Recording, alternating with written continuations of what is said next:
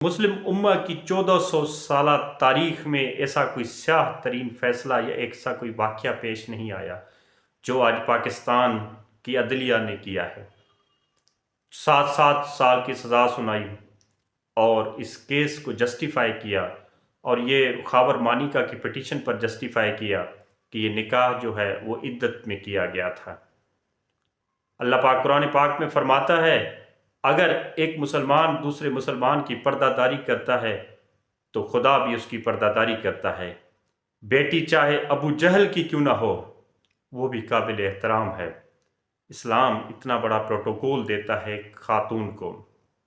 पाकिस्तान के मौजूदा दौर के सबसे बड़े मुफ्ती आज़म मुफ्ती तकी उस्मानी का ये फैसला मौजूद है सुप्रीम कोर्ट ऑफ पाकिस्तान में कि औरत की इस मामले में गवाही जायज़ है।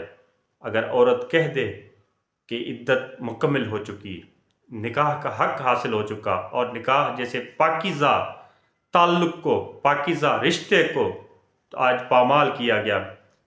और इस केस की डिटेल्स में अगर मैं जाऊं, इस केस की अंदर इतनी डिटेल्स हैं, इतनी गंदगी है, इतनी कौलक है। अगर ये कालक पूरी निकाल कर हम 24 करोड़ पाकिस्तानियों के मुंह पर मल दी जाए, फिर भी ये कालक जो है वो ख़त्म नहीं होने वाली है। आप सियासत में इतने गलीज हो चुके हैं, सियासत में आप इतने आगे निकल चुके हैं कि किसी की चार दीवारी का तकद्दुस, मुझे नहीं परवाह है कि तोशा खाना केस में उसको कितनी सज़ा सुनाई गई, साइफर में कितनी सज़ा सुनाई गई। अगर साइफर में लटका भी दो इमरान खान को तो हमें परवाह नहीं है।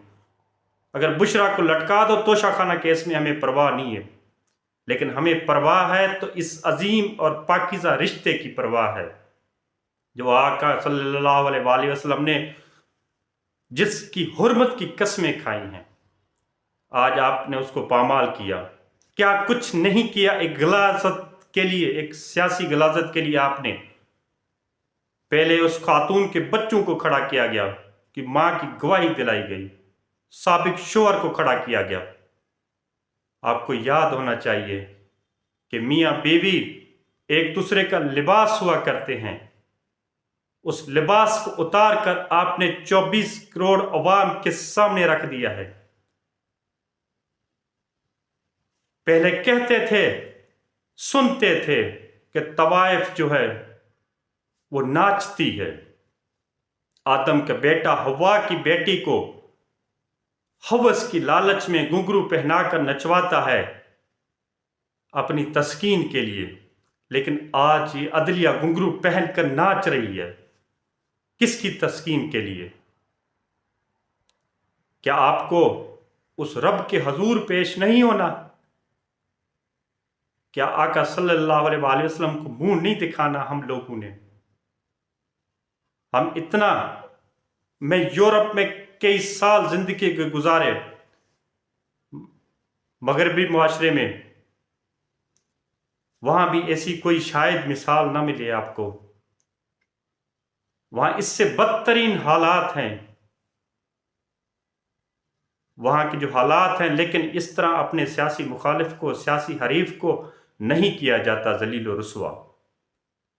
और कोई नहीं कह रहा, ये पाकिस्तान का सिस्टम कर रहा है। मैं हमेशा से चीखता हूँ, चिल्लाता हूँ, और हम चीख रहे हैं, चिल्ला रहे हैं, आज से नहीं बरसों से चिल्ला रहे हैं कि पाकिस्तान की तबाही का जिम्मेवार अगर कोई है तो वो अदलिया है। अदलिया के जो स्याह तरीन फैसले हैं ये है। क्या होगा? ये केस भी ख़त्म हो जाएगा, ये मामलात भी ख़त्म हो जाएगा, लेकिन ये प्रेसिडेंट हमेशा के लिए रहेगा कि आपने निकाह जैसी हुर्मत को तबाह किया है। आपने क्या कुछ नहीं किया इस सज़ाओं के लिए। हमने कभी इतना दुखी नहीं हुए, कभी इतना नहीं तकलीफ़ हुए, कर्ब में हुए जितना आज हुए हैं इस केस को लेकर। हमें सज़ा से गर्ज नहीं है, हमें गर्ज है तो इस फैसले से है। अल्लाह पाक ने फरमाया, निकाह करो और ऐलान करो। उसने निकाह किया और ऐलान किया, सबको बताया, छुप कर निकाह नहीं किए।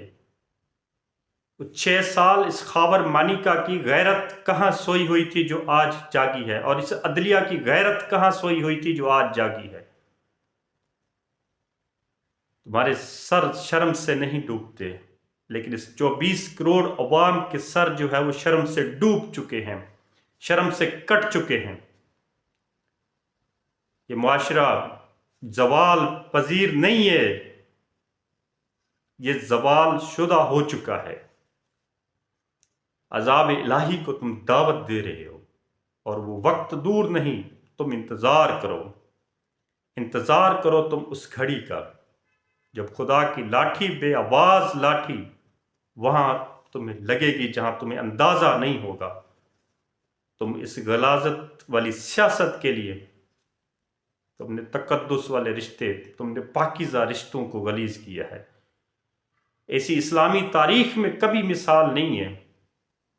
پاکستان کی 75 سالہ تاریخ میں بدترین فیصلے ہوئے ہوں گے۔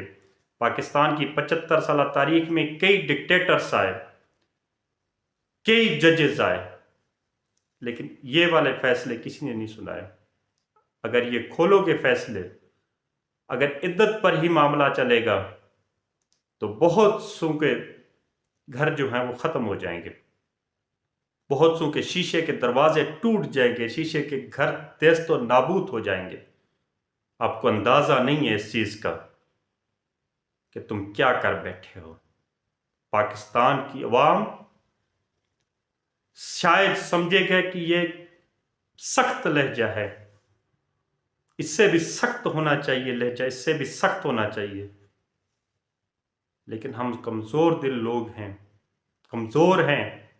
ہم اتنی ہی آواز اٹھا سکتے ہیں جتنی اٹھا رہے ہیں۔ تم عذاب الہی کو دعوت دے رہے ہو، اور ہم بچوں کو، آنے والی نسل کو کیا بتا کر جا رہے ہیں؟ یہ پریسیڈنٹ سیٹ کر کے کیا جا رہے ہیں؟ ہمارے بچے ہماری گریبانوں سے پکڑیں گے، دھولیں گے کہ یہ والا پاکستان تم ہمیں دے کر جا رہے ہو، یہ والا معاشرہ تم ہمیں دے کر جا رہے ہو۔ اس کے ہم سب گنہگار گار ہیں۔